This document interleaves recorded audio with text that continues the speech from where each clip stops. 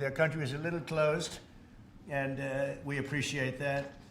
They'll also be fast-tracking American goods through their customs process, so our exports go to a very, very quick form of approval, and there won't be any red tape. Things are going to move very quickly both ways. The final details are being written up in the coming weeks. We'll have it all very conclusive, but the actual deal is a very conclusive one. We think just about everything's been approved. So good for both countries, and we'll also receive new market access for American chemicals, machinery, and many other industrial products that weren't allowed, and they'll end up getting products that they'll be able to price, and if they like them better and we make great products, they'll be buying those products, but they were not available in the UK. Furthermore, in a historic step, the deal includes plans that will bring the United Kingdom into the economic security alignment with the United States. That's the first of its kind. So we have a big economic security blanket, and that's very important, and we feel very, very comfortable with that because it's been a great ally, truly one of our great allies. I mean, a lot of people say our greatest ally. I don't want to insult people by saying that, but I can say it's certainly one of our greatest, and right at the top, and they're the first one we're talking about. And by the way, we have many meetings planned today and tomorrow, and every country wants to be making deals.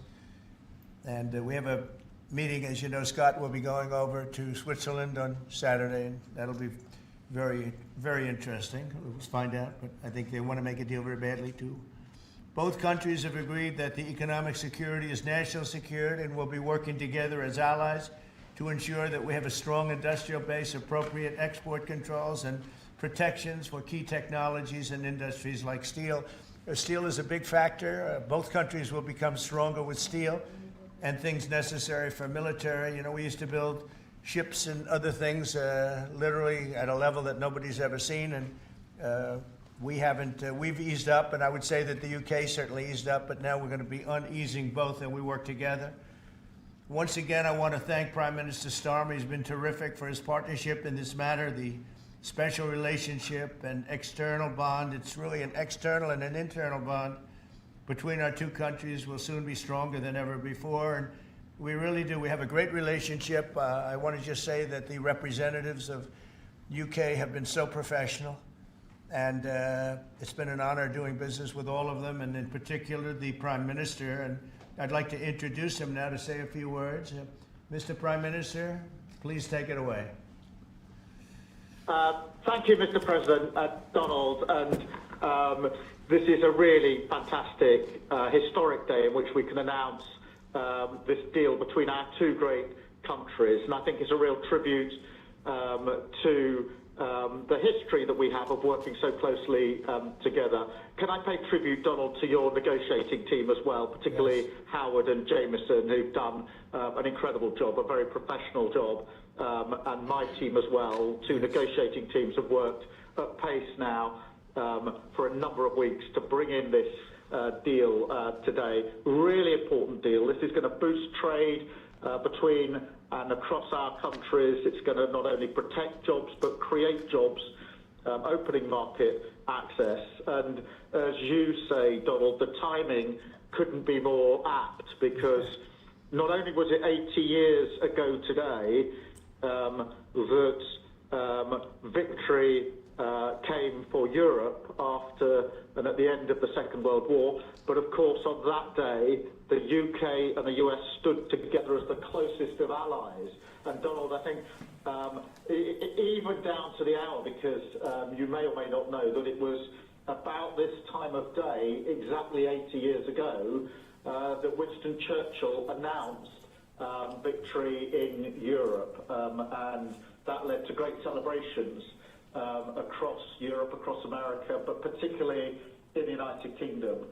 Literally people going out into the street, putting bunting up, going up to the palace. And so to be able to announce this great deal on the same day, 80 years forward, almost at the same hour, and as we were 80 years ago, with the UK and the US standing side by side, I think is incredibly important and makes this truly historic. that close relationship has endured over those 80 years.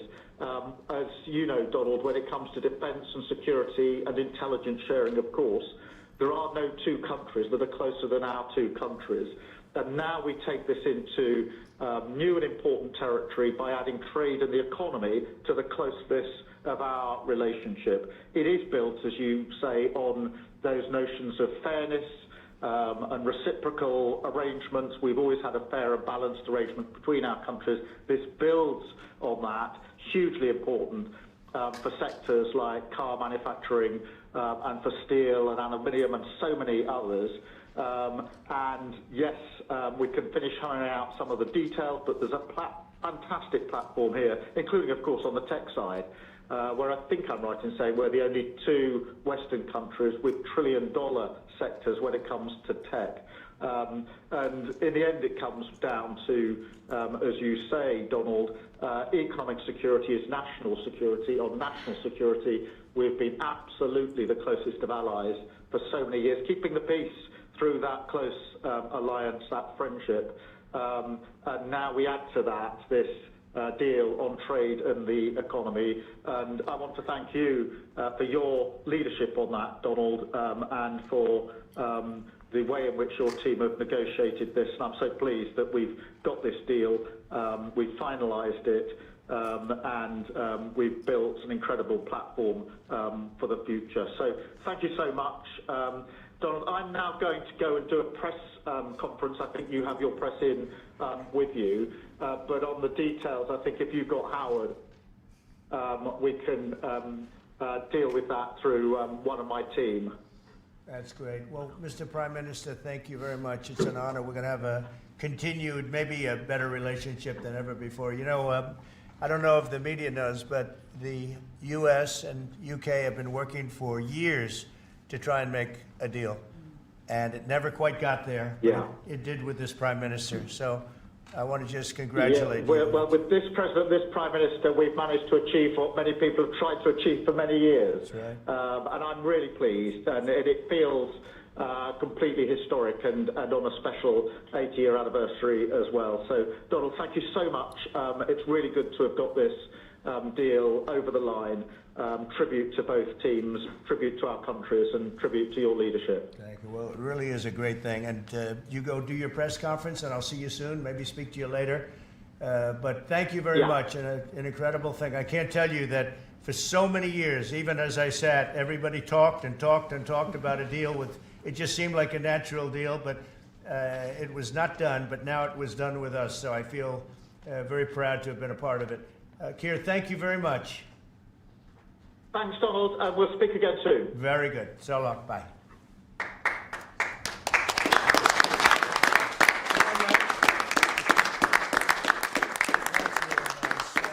Why don't I do this? Why don't I have our Secretary of Commerce, Howard Lutnick, give a little description of the deal pretty quick, and then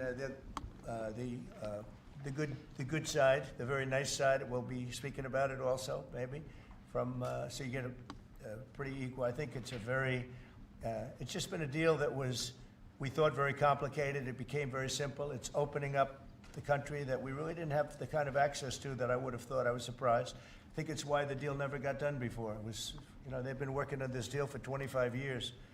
And we got it done, and we got it done. Really, it's going to be great for both countries. So, Howard, if you could go, and then somebody else, you may have, you'll pick whoever you want who'd like to do it. I have a feeling you're going to do it, right? So you guys go ahead, and then we'll take questions right after that. But I think you'll get a pretty good understanding of how big it is. It's a very large deal, very big deal. And Howard, go ahead.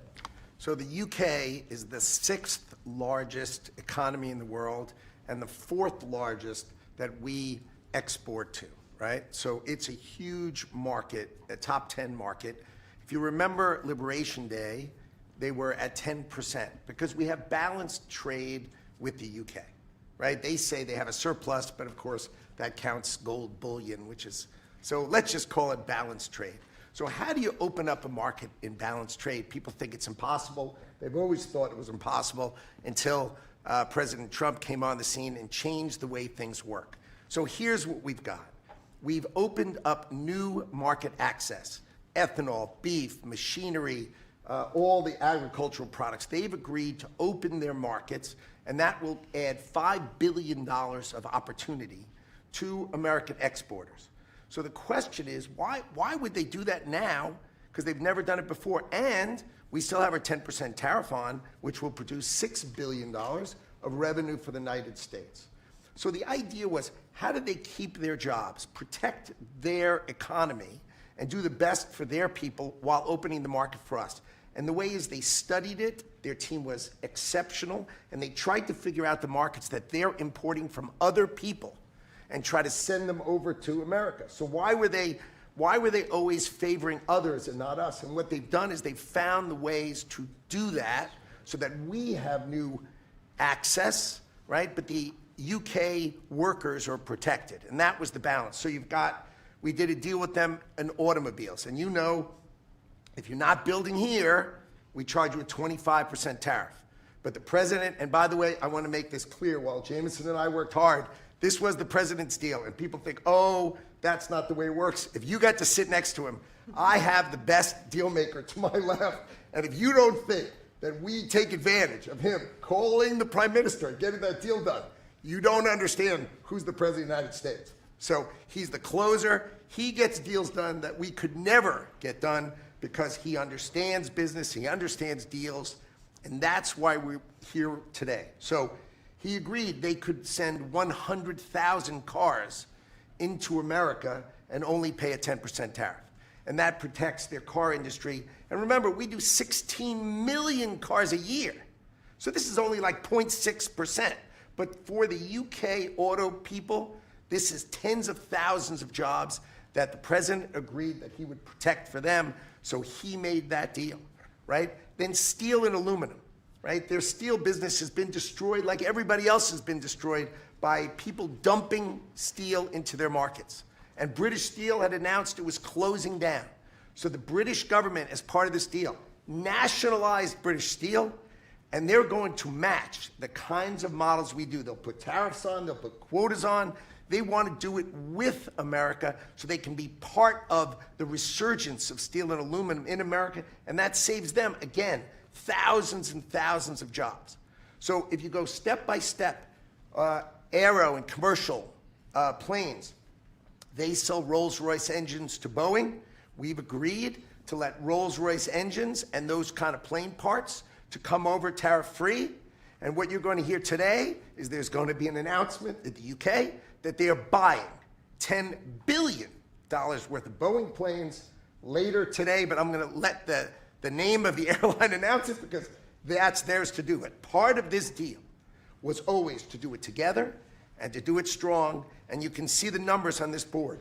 Everything about this board works exceptionally well for the United States of America. It lays out the plan that you can work with us in autos, you can work with us with aero and commercial, you can work with us in pharmaceuticals if you have a supply chain that is secure and protected in national security. So we feel really good about the deal. You've heard the Prime Minister, he feels really good about the deal, right? And we started at 10% and we ended at 10%, and the market for America is better, and this is a perfect example of why Donald Trump produced Liberation Day. People don't understand. He gets things done in a matter of time. This would have taken Jameson and I 3 years, maybe. And instead, we got it done in 45 days, certainly, because we work for Donald Trump. So, Jameson, my partner in all this, maybe Jameson, you'd like to talk a little, and then we'll turn it over to the UK. Sure, happy to do that. Everyone has great remarks. I just have to echo the President and the Prime Minister when we talk about VE Day. This is something we've been waiting for decades, and there's no more appropriate day to do this. And when we step back and we look back a few weeks from now or months from now or years from now, we're going to look back at this day and better appreciate the significance, I think. And I'll just say as well, in terms of negotiating, I mean, the UK negotiators, you know, we've got one right here, did an incredible job, right? This is why you win wars, right? When you act like this. And the ambassador, he knows more about trade than a lot of us here, based on his background. And I would say on this deal, Mr. President, what we've shown is that it is time to change the way we do trade. People said we couldn't do a global tariff, we did a global tariff. They said no one would want to deal with us, people want a deal. They said no one give offers. You saw that stack of offers I showed you yesterday of all those countries. Said we wouldn't get deals, and here we are with a deal with the 6th largest economy. We've agreed to have fair and reciprocal trade, and we've done it in record time. Thank you very much. Yes, sir. Great job. Thank you, sir. Mr. Ambassador, please. Well, Mr. President, thank you very much indeed in hosting us this morning. And thank you very much indeed also for that very typical 11th hour intervention by you with your phone call to the President, demanding even more out of this deal than any of us expected. So thank you for that. The Prime Minister was delighted, obviously, to take that call late at night. But you took it to another level, and I think the point I would make is twofold. One is that if we're going to rebalance and rebuild international trade in a way that serves all our interests, then we're better doing that together than separately and apart, and that's what we're on a mission to do. But secondly, you've done what you said you would do. You said to the Prime Minister when he came and we visited in the Oval that you would do a good trade deal with the United Kingdom, that you would do it at pace, and that we would be first. And you have delivered that. You know, you've been true to your word. So thank you very much indeed for that. For us, it's not the end. It's the end just of the beginning. I mean, there is yet more we can do in reducing tariffs and trade barriers so as to open up our markets to each other even more than we're agreeing to do today.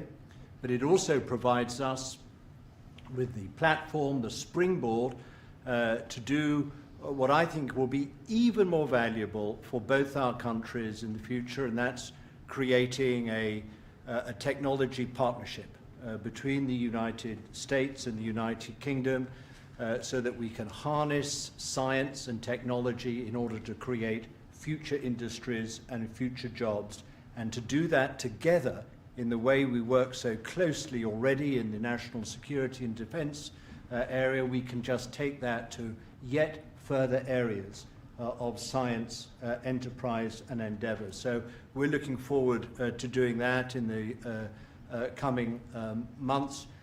You've launched us extremely well today.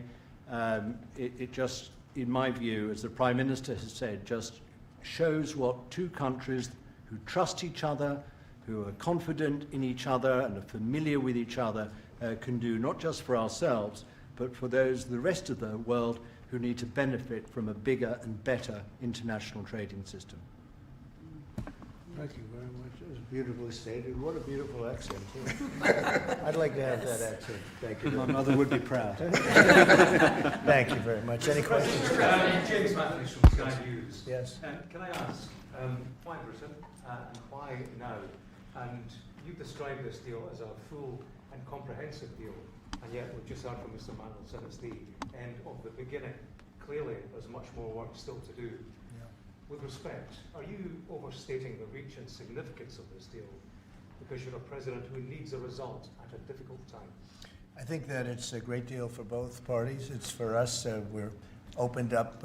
I didn't know how closed it was. Quite closed, the market, as you know, the UK, and it opens up a tremendous market for us, and it works out very well, and a lot of assets. You see the chart, and those are tremendous assets. But we've been trying, and when you say why us, meaning your country, we've been trying for years, and they've been trying for years to make a deal, including when I was in the, first term. It would always be people talking, but they weren't getting it done. But for 25 years before that, they were trying always to make a deal, a very significant deal. I actually, until I looked at the numbers, I didn't realize this is a very conclusive deal, but we think we can grow it even from that. But this is a maxed out deal, not like you said it. You said it really incorrectly. This is a maxed out deal that we're going to make bigger, and we make it bigger through growth. But we have tremendous assets involved. I was surprised to see how big your country is in trade, actually. You know, one of the biggest in technology and so many other things. It's agriculture. I really didn't know. It's depending on your definition, it's from 4 to 5 to 6. That's pretty big in the world. So I was very impressed by that. But we're going to take it to new levels. It's a very big deal right now, but I think it is going to grow just of its own volition. It's going to grow, and over time there'll be changes made. There'll be adjustments made because we're flexible. We'll see things that we can do even better. But it's very conclusive, and we think everyone's going to be happy, and the people of your country are going to be very impressed with the result, and they'll be able to buy from more people. They'll be able to price things differently. They'll be able to get some products that aren't available to them now that we make better than anybody in the world.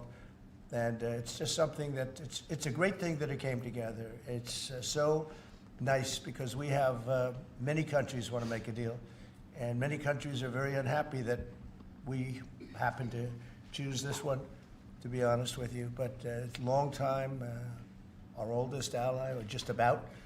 I guess a couple of people claim that too, but let's put it right at the top.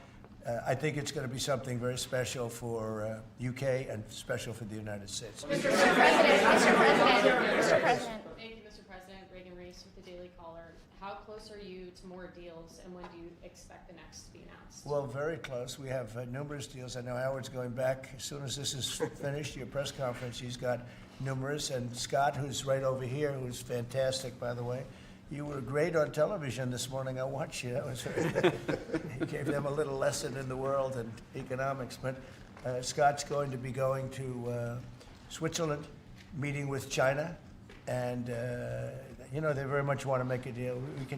We can all play games. Who made the first call? Who didn't make the? It doesn't matter. It only matters what happens in that room.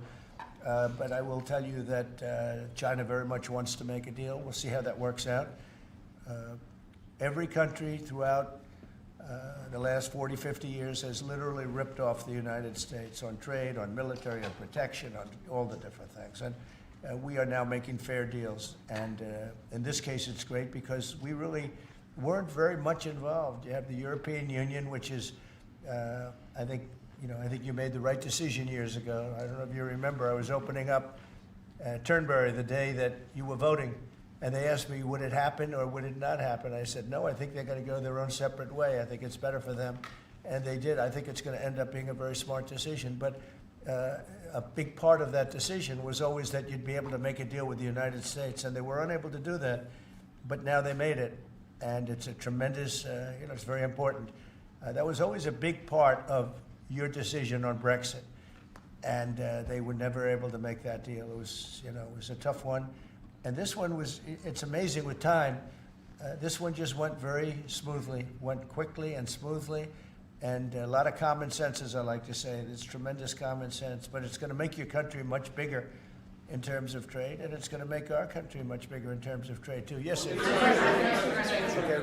Thank you. Go ahead, behind you. Oh, yeah. Tom Bateman at the BBC. Thank you, Mr. President. You mentioned meat. You're with who? The BBC. Oh, good. Very nice. They treat me beautifully. You mentioned meat and beef exports.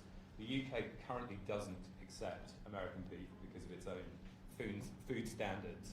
Are you calling on the UK to accept all American beef and chicken products?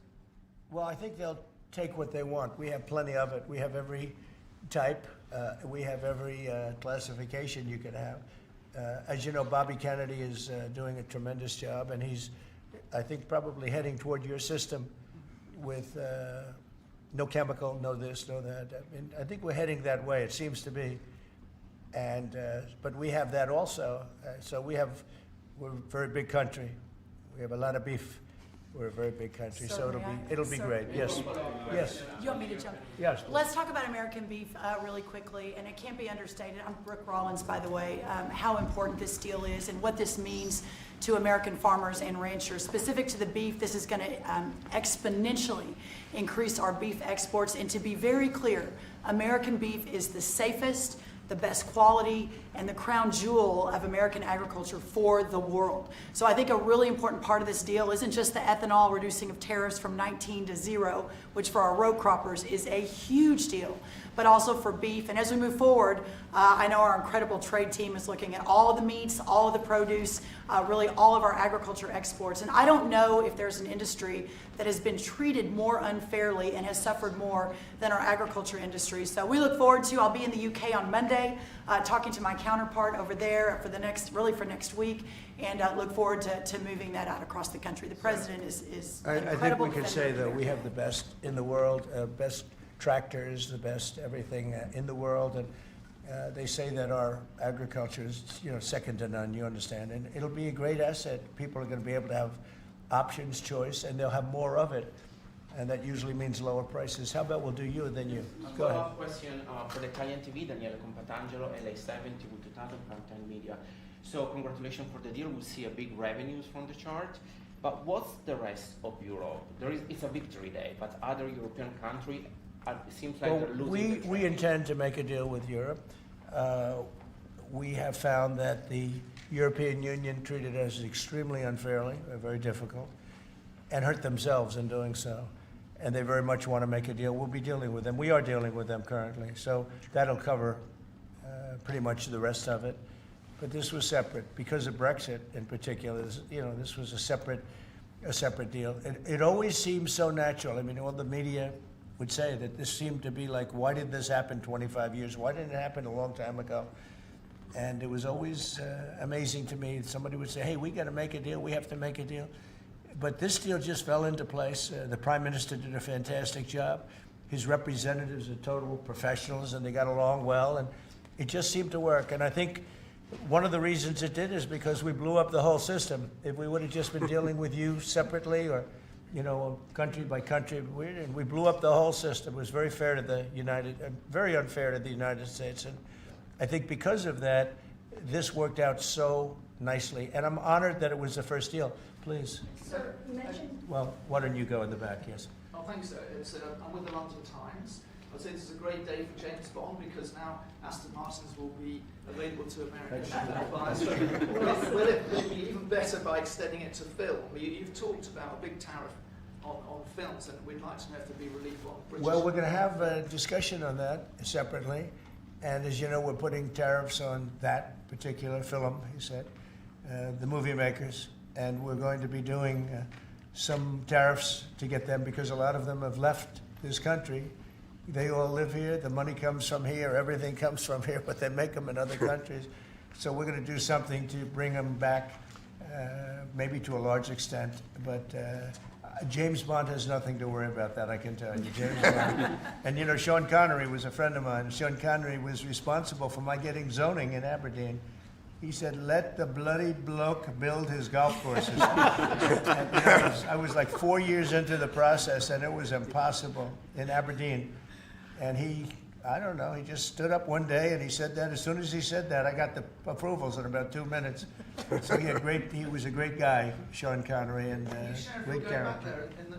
Later in the year. Say it? Are you going to Scotland and to... Yeah, I will be, sure. It's great. We have a lot of investment over there. We have Turnberry, Aberdeen. We have, as you know, in Doonbeg in Ireland, right on the ocean. They're all in the ocean.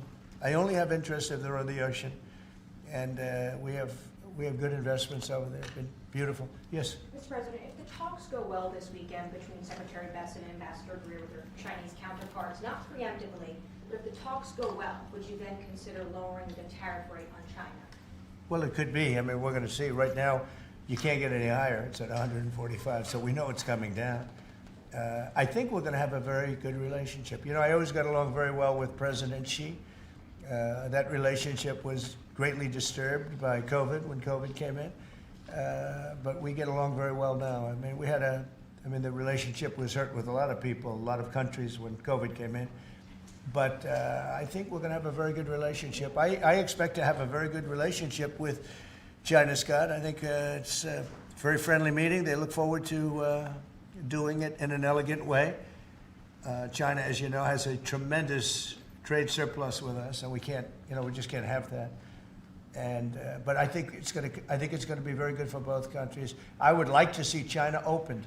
You know, one of the big things here is, and nobody would know this, but the UK was largely closed. It was very much closed to trade, and now it's opened. And a lot of the financial reporters are very happy about that because so much, I listened to them. Well, I hope they get countries opened up. And then you compete on a fair basis, but you can't compete when you're not allowed to go there. China would be the number one example of that. You know, it's very closed. We almost had it last time before COVID, and that didn't work out. But we made a great deal with China. They had to buy $50 billion worth of our food products, and it was a great deal, doing very well for our farmers. And then when Biden came in, as usual, nothing happened. You know, he didn't enforce it, and it got less, and ultimately, you know, destroyed a great deal. That was a great deal. But no, I think that we're going to have a good weekend with China. I think they have a lot to gain.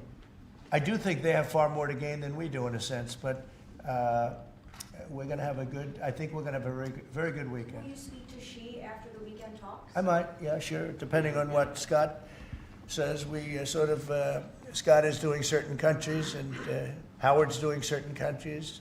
I mean, I wish I had like 10 more of each. Then we could do them all at one time. But there will be a time we'll do a number of them, and then there'll be a time. I think I can say this, Scott and Howard, where we're just going to say, because we understand the countries, we understand what they want, where we're just going to make the deal. In other words, we don't need the country involvement because we've already had it. And we'll say this particular country, which had big surpluses, let's say, we had therefore deficits, that this particular country is going to pay a 25% tariff or a 30% or a 50% or 10% or whatever it may be. I think we should explain it now, Howard. One of the things we did here that we'll rarely do is on cars, we took it from 25 to 10 on Rolls-Royce because Rolls-Royce is not going to be built here. I wouldn't even ask them to do that. You know, it's a very special car, and it's a very limited number too. It's not, you know, one of the monster car companies that makes millions of cars. They make a very small number of cars that are super luxury, and that includes Bentley and Jaguar. So we have some very special cars. So in order to help that industry, and that's really, you know, handmade stuff, and they've been doing it for a long time in the same location. And I said, yeah, that would be good. Let's help them out with that one. But that's different than a car company that comes out and makes millions of cars, which they'll be doing in our country. They're going to build, we have many factories, car plants being built or going to be built very soon. I think we can say that we'll be close to $10 trillion of investment. I think we're actually at that number now if you add up some of the ones we haven't heard about yet. I mean, we have some going up right now. They have plants going up, and they haven't even spoken to us. They're doing it because of the tariffs. And tariffs have always been used against us, and I never understood. I used to sit back. As you know, China paid hundreds of billions of dollars in tariffs when I was president. But until then, China never paid anything. And, you know, they really did a big number on us from the standpoint of trade. But we are using tariffs now for our benefit. And we have now close to $10 trillion. Think of that, $10 trillion. If you look at the past administration, and we're talking about over, you know, essentially 2 months, because we could say 3, but it took a little while to get the office in perfect shape, right? It took a little while to get things done. But once we started, when you think of that, close to $10 trillion of investment, you've had years where the United States wouldn't do that wouldn't do $1 trillion in a year, wouldn't do anywhere near $1 trillion. We did $10 trillion in 2 months. So it's amazing what's happening. We're getting calls from, and that has to do with chips, has to do with cars. We used to make chips. We had Intel, and we used to make chips. We had a monopoly on chips. Everything was made here. And now, over a period of years, because of presidents that didn't know what they were doing, they allowed that business to be stolen from us. Most of it moved to Taiwan. And you probably were in the same position, right? Because you had a lot of the chip-making capacity, but they moved it in. And if we would have said, that's fine, if you want to move it to Taiwan, that's good, but if you want to sell back into the United States, we're going to put a 50% or 100% tariff on, they would have never left. But we had people sitting here that didn't understand that, and it's too bad. But now they're coming back, because I'm saying it I'm saying it about 40 years too late, but they're coming back. As you know, we have the biggest chip makers in the world spending, in one case, $300 billion, in one case, $500 billion, same as Apple, and in another case, $200 billion. And we're going to have a large share, very, very substantial share of the chip-making market. You said that this weekend is going to be a friendly visit, but do you expect that it will just be a formality to break the ice, or are they going to get into substantive negotiations? I believe so, yes. I believe it's substantive, yes. I think people like to say, yes, we're having a meeting to meet. Well, we're meeting, so what are we going to do? Talk about meeting again? I think it's going to be substantive. I think we can say that, right, Scott? Very substantive. Now, China wants to do something. And look, they have to at this point. You know, essentially, they made $1 trillion a year, and now they have absolutely, no business because of the tariffs. They have no business, and they want to have business. And we want them to have business. We want them to do well. We want them to do very well. So I think it's going to be very substantive. Because business has slowed down, as you mentioned, we're seeing. China. But we're seeing as a result, the ports here in the U.S., the traffic has really slowed, and now thousands of dock workers and truck drivers are worried about their jobs. Yeah, no, that means we lose less money. When I see that, that means we lose less money. Look, China was making over $1 trillion, 1.1 trillion, in my opinion. Different numbers from 500 billion to $1 trillion or $1 trillion. I think it was 1.1 trillion. And frankly, if we didn't do business, we would have been better off. Okay, you understand that. So when you say it slowed down, that's a good thing, not a bad thing. But we're going to make it so they can, I'd like to say they can do better, actually, in terms of the bottom line. We'd like to see China opened up so we can compete in China and, give people something that they've never had, access to something. That'd be great for the world. It would be great for our businesses. And I think it would be great for friendship. I really expect a lot of people think I'm a militant guy. I'm really not. I think that trade can bring a greater friendship with China. It can be something good. But, one of the things that I know Scott's going to be talking about very high on the list is open up and let our businesses go into China, because when you talk about a closed country, that's a really closed country. And I think it would be great if it was opened up. It'd give people a lot of choice and would create a lot of jobs, a lot of everything. So I think it would be a great thing for China. And that's going to be one of the things we'll be discussing, like we discussed with UK. Please. So what does Britain have to do for you to drop the baseline 10% tariff that you're maintaining? Well, I think that's set because that has to do with a lot of different things, including past. There are a lot of past things that we talk. This is very inclusive. We included everything, and that's pretty well set. Yeah, please. Yeah, Mr. President, the 10% baseline tariff remaining in place, is that a template for these future trade deals? You No. say you're going to keep it here. No. Is it going to stay in every case? No, that's a low number. They made a good deal.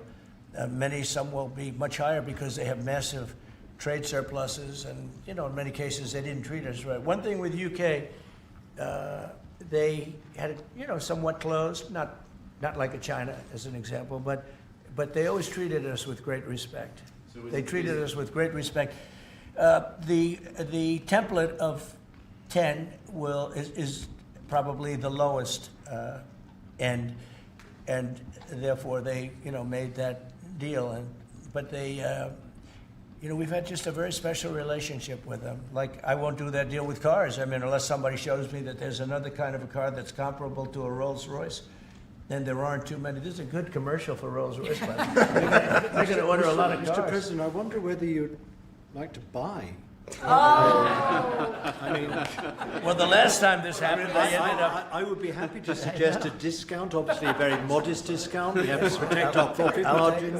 I've had many of them, actually. The last time that happened, I ended up buying a Tesla. Go ahead. Mr. President. Mary Margaret Olahan with Daily Wire. I had a question about the UK deal today. I heard there was talk that part of the agreement would depend on whether the UK would respect free speech and freedom of religion. I know the VP is really interested in that, talked about that earlier this year. Was there any assurances that you guys got on that front? You want to handle that? Yeah, that was not part of the conversation. Our conversation was an economic conversation from start to finish, closed by the president yesterday. This was a business deal, open their markets, and also protect their workers, grow our markets, and help our workers. This was about business religion. You know, business is sort of a semi-religion, but not nearly as important. I don't want to get myself into Go ahead, please, in the back. Go ahead. Mr. President, will you be asking China to help you close, the gap between Ukraine and Russia? I think so, yeah. I think it's a natural thing to ask. What do you expect? Sure. I don't know. I think we're making good progress. The fighting is a little bit different than it was. I think if we weren't involved, Russia would be, going at it to maybe get the whole thing. And without our involvement, they'd be able to get it, because we supplied a lot of different things, foolishly. But we've been sort of paid back by doing the rare earth deal that I talked about before. I think that I think that we will be very much involved in trying to get that bloodbath. It's a bloodbath. It's a horrible situation. 5,000. It's really more than that. But it's 5,000 soldiers on average a week, mostly soldiers, are being killed. Young, beautiful people. I mean, they're being killed. I see the satellite pictures coming back, body parts lying all over fields, heads and arms. It's so terrible. I've never seen anything like it, actually. And if we can get that stopped, that will be a great accomplishment. And we're trying very hard, and I think we're close. And Mr. Witkoff is talking constantly back and forth. He's a real professional who's got a great relationship with both countries. And I think we have a good chance. And likewise, we're trying to work on Iran to get that solved without having to get into any bombing, as we say, big bombing. I don't want to do that. I want them to work a deal. I want them to be very successful. Mr. President, Edward Lawrence from Fox Business. Yes. On the non-market barriers, how did you get the UK to bend, and what was the 11th hour deal or ask? Well, I think it was really just a part of the overall. I mean, they have so many things that are so good for them. It's going to be so good for the country. And that was sort of easy. It wasn't, we had non-market, I call it non-market or non-monetary trade barriers. And we had quite a few of them, not nearly as bad as some countries. Some countries have, they have virtually no tariff, but the rest of it is so brutal you can't do business with them, right? So it's a very important question, actually. No, I think the overall deal just worked out very well from their standpoint. They were willing to give that in order to get other things. And you might want to speak to that, Mr. Ambassador. Look, the point about the deal is that we will continue reducing tariffs and non-tariff barriers. This is a continuing picture. It's a movie. It's not a still picture here. It's a movie. Yeah. It continues. And we're both committed to freeing up trade between our countries. We're both committed to freeing up investment between our countries. And the point about this deal is that it provides a very good template and a very good launch pad for what we can continue to do and build on in the future. And that's what we're both determined to do. Many of the well, wait, better not say. That's between us. Many of the, we'll keep it confidential. Yeah, how about just one more little thing, right? It got the deal closed, and it was handled very well from the other side, too. But many of these things that we're talking about, we've been talking about this for 25 years. It's hard to explain when, if you weren't sitting behind this beautiful Resolute desk, you just wouldn't get it. I have been hearing about making a deal with UK for 25 years. And especially around the time of Brexit. They wanted to make a deal, so they came out of Brexit and they make a deal, and how natural. And it just couldn't be done. It couldn't be done. Good people. And this is a bigger deal. This is a much bigger, better, stronger deal for both of us than we ever even contemplated before. It's a big deal. Virtually everyone said that it would end in failure, it would end in tears, and it's ended in exactly the opposite. Yeah. But, Mr. President, can I say that that is due to Secretary Lutnick and Ambassador Greer, who've been absolutely fantastic. But right. Yesterday I received a call, a very diplomatic call that just edged things over the line, and that was from your new ambassador in the United Kingdom. Who is terrific. Right? Warren Stevens, he's here. Where is Warren? Right here. Hello, Warren. He's flying to London tomorrow night, He's going to be very popular with the British people. He's going to be a very successful ambassador. And,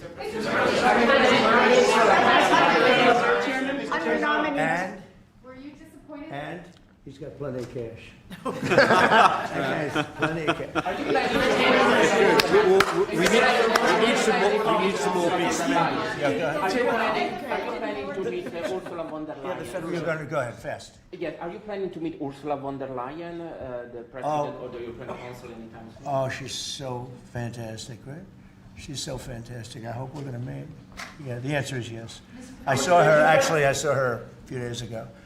And I think that we'll definitely meet, yeah. The European Union is a big thing. They want to make a deal very badly. You know, everybody wants to make a deal. Look, everybody wants to make a deal with the United States, and we're doing that, and we're going to make fair deals.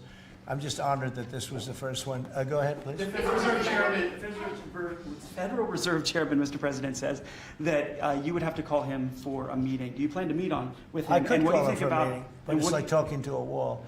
He should be. the Bank of England cut today. Well, the Bank of England cut, China cut, everybody's cutting but him. It's I don't know. We'll see what happens. It's a shame.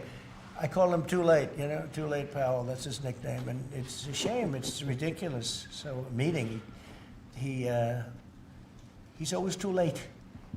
But in this case, it's not going to matter that much because our country is so strong. We're so powerful in terms of economic strength and what we've done. And I'll tell you what, if we didn't have our first term, you wouldn't be. We created things in the first term. We cut more regulations than any president in history.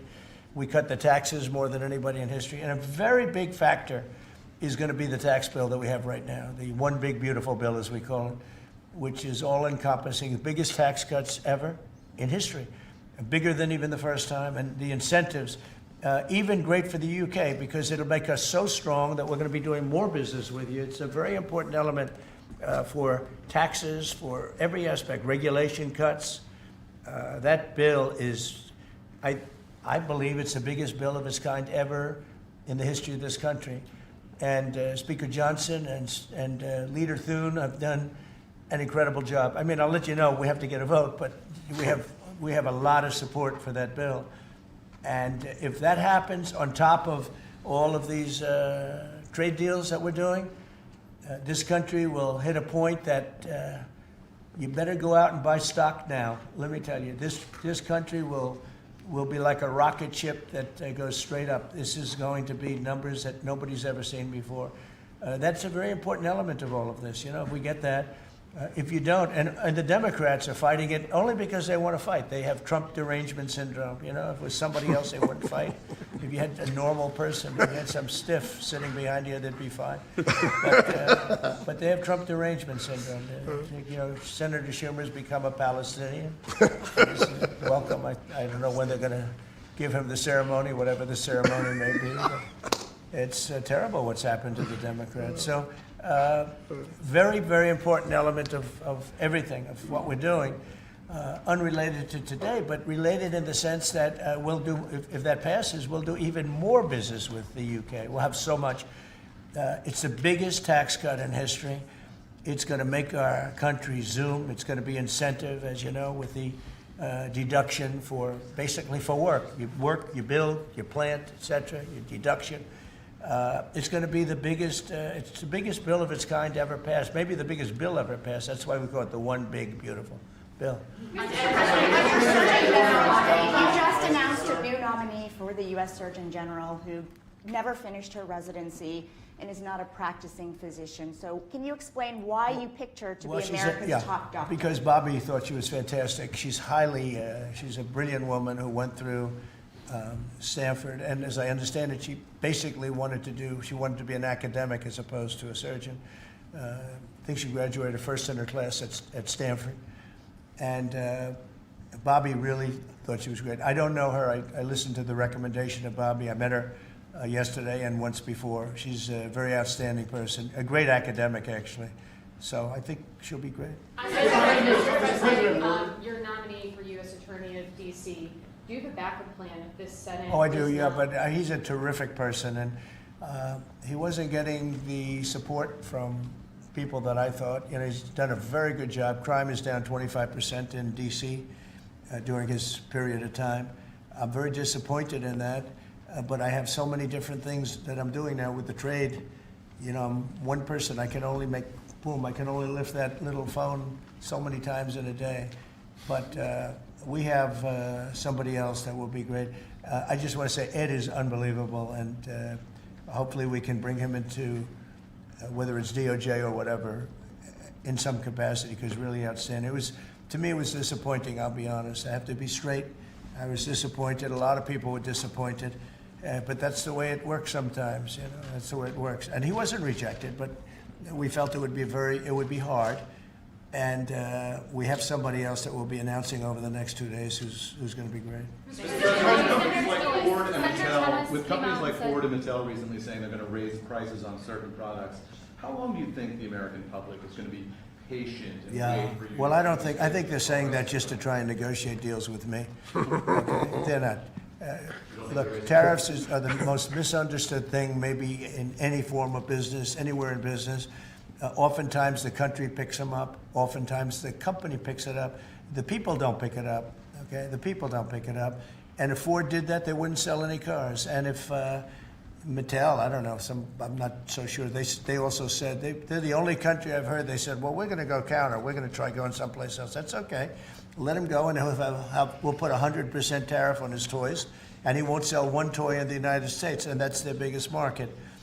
I heard that. I mean, I watched this guy talking about how I'm going to go counter. I said, well, I wouldn't want to have him as an executive too long.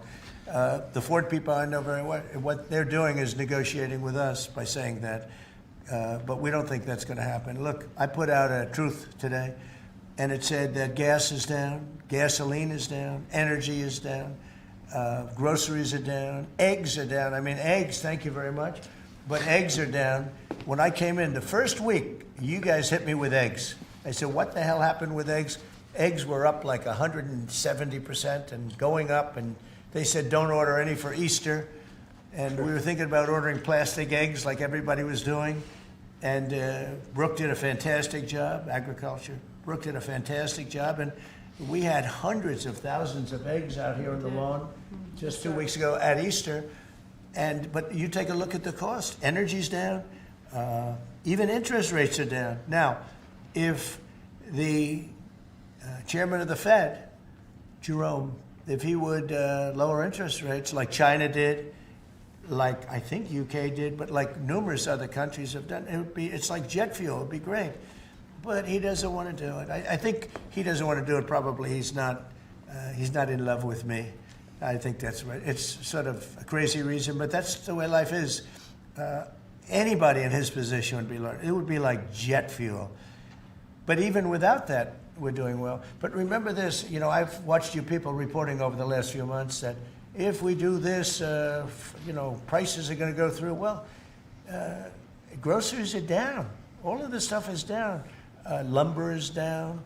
Oil is gone to, I mean, we have that thing broke 60, right? $60 a barrel. And $1.98, $1.99 in some cases. And heading in that direction. No, I think it's been amazing, actually. You know, and what that's good for, it gives the consumer more money, and it gives them a better life, because we just came out of the worst inflation, in my opinion, in the history of our country. They say 48 years. But Biden really screwed it up. He screwed up energy. And he also he spent too much money. He was spending it on, you know, the Green New Scam. And that's like throwing the money. See that beautiful window behind? Take money, throw it right out that window, because it's the same thing. He just he spent $10 trillion. He wasted it. Not only was it bad, it was a negative. It wasn't even like it helped a little bit. It was a real negative. And then on top of it, they let 21 million people into our country without any identification, anything. Just let them in. It's very, very sad. Well, we'll do one or two more. $1.99 gas. $1.99 gas. Violence in India and Pakistan. Go ahead. Who are you with? I'm with the Daily Telegraph. You know me from I do. how concerned are you about the UK's reliance on China? Chinese money in the money markets, Chinese exports. We're not concerned. Is that something that came up in discussions? I'm not concerned about anything. If I was, I wouldn't even be here right now. If I was concerned about anything, and it wouldn't be that, but I wouldn't be here right now. No, we're not concerned. We're going to have, I believe, a very good relationship with China and a fair relationship, and it'll get bigger and it'll grow. It'll grow. As an example, if they open up the country, that'll be the best thing China ever did for itself. They don't know that yet because, you know, it's been a different system. But that'll be the greatest thing that ever happened to China. The people will be happier. They'll buy for less. They'll see things that they never saw before, and they'll be buying them. And it'll really create great long-term peace. And if I could ask one of the Agriculture Secretary, actually, there's a lot of concern about chlorinated chicken, the import of hormone-treated beef. Has that question been addressed, resolved in these talks, or is that something for the continuing negotiations? Well, James. I would just say that it's very clear, and we have in the heads of terms that we are going to discuss all of these types of issues, and obviously the importing country, whether it's us or them, you got to follow the rules on those types of things. But our point is the rules need to make sure that they are based on science, and that's our expectation. We know the UK believes that too, so we want to come to an accommodation. We want the consumers in each country to be able to choose what they want and give them the information that they need. Okay. We have an incredible EPA led by Administrator Zeldin that is on this. So the talks continue, but we are very, very confident in our products, and what the President has done to open up the markets is unprecedented for these farmers here in America. Mr. President, do you expect Message the to Wall violence? Street as they watched this. I mean, you saw the stock market decline sharply after Liberation Day, and it's rallied back since then. Well, now it's going to really rally because, you know, don't forget they said this is all a pipe dream. And this is a tough one. This is, somebody would say, well, this is easy. This is much tougher, I think, than any other deal because they've been at it for so many years, decades, trying to make this deal. And it's very conclusive, and it's a great deal, and it's a very big deal, actually. And no, this is just the beginning. We're going to be having conferences, or at some point we won't have, we'll just put out a statement that we just signed this country, that country. And after a number of these are done, nobody has enough people to do it. We're just going to put out X country is going to pay this, and if they open up, they're going to do this and that, and they're going to be open up. Everybody wants to be here. You know, I say this is where they want to be shopping. They want to shop in this country because we have the consumer. And we have the consumer like nobody else. And, you know, if this country went bad, the whole world would go bad. But we really saved it from going bad. Yeah, please. No, can I ask you about the air traffic control issue? Are you looking at getting new software, new equipment? I'm glad you asked me about it because I'm just going to be talking to now with the heads of the airlines and everything else. So I was all set before we had the rigged election to give out a brand new gorgeous system to one company that was going to do the whole thing, one of the best companies in the world that you know very well. You know, there are 3 or 4 of them that do it. And when they took over, Buttigieg, who has no clue, you know, he drives to work on his bicycle with his, in all fairness, with his husband on the back, which is a nice, loving relationship. But he didn't have a clue. This guy didn't have a clue. And he's actually a contender for president. Between him and Crockett, you can have that party. But he didn't know what he was doing. And he took what they call dry systems where you have wires in the earth, buried in the earth or whatever. And then you have the open air systems where you have satellites. And you can't mesh them. Anybody would know that if you went through about 2 months of study in school, if you studied that kind of thing. And he did. They spent tens of billions of dollars trying to take old, broken equipment and merging it into existing new equipment with brand new equipment. It's one of the greatest. They spent like $40 billion. And what they did is they made it worse because it doesn't work together. You can't make it work together. If you have a satellite system, you need satellite. If you don't, they had all these different technologies, some of them 50 years old, and they're trying to mesh them in. And they end up spending twice the money they should have. You could have bought a whole new system. So we have a very good guy who you all know, Sean Duffy, is head of transportation. And I've given him a 10-minute lesson in buying, and he's become really good. And we are now in the market to buy a gorgeous, brand new system. The helicopter that crashed into the plane at 400 feet, it shouldn't have been. What would have happened is all sorts of bells and sirens would have been going off 3 minutes before that accident happened, if you had the right equipment, but they didn't. And the new equipment is unbelievable what it does. You can have, you don't even, well, I was going to say something, but you always, in my opinion, you always need pilots. I want pilots. But you wouldn't even have to have pilots. This system is so incredible what they can do. But we have a system that's obsolete. And what they did is the worst. They tried to combine the really old, broken stuff with the new stuff. And you can't combine it. And anybody should have known. So Biden, do you think Biden figured this out? I don't think so, fellas. Do you think he has any clue? He doesn't know what the hell's happening. So here's the story. We're going to be buying a brand new, it's going out to bid very soon, brand new state-of-the-art system that will cover the entire world.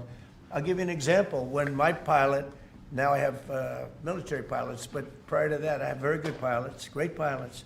They would land, and I won't tell you which country, but they would use the system of another country. They wouldn't even use the system of the United States. So if I'm landing in New York or Florida or Tennessee, they're using a system from another country. I said, why is that? And they were, they're not into business, but they're just saying, our system doesn't work, sir. And I said, boy, that's pretty sad. But we were all set to give it out to, look, you have a Raytheon and you have different companies like that, numerous companies. And you have companies that would do it, like an IBM, as an example. And you give out one deal, one contract.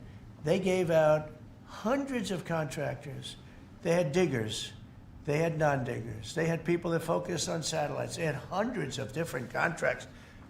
One contract where one guy is controlling everything. If you need a trench, then they dig a trench. But if you don't dig the trench, they don't blame you. What happens is you don't dig it, then they say we want a cost overrun. Now, we have it all set, and we're going to be doing it. We would have done it, except that the election took a little strange turn. But the second one didn't. That was too big to rig. Thank you very much, everybody. Thank you, guys. Thank you, Mr. Thank you, guys. Thank you. Thank you, everybody. Please keep moving. Oh, that was the news conference from Donald Trump on what he's calling victory. Good to see you.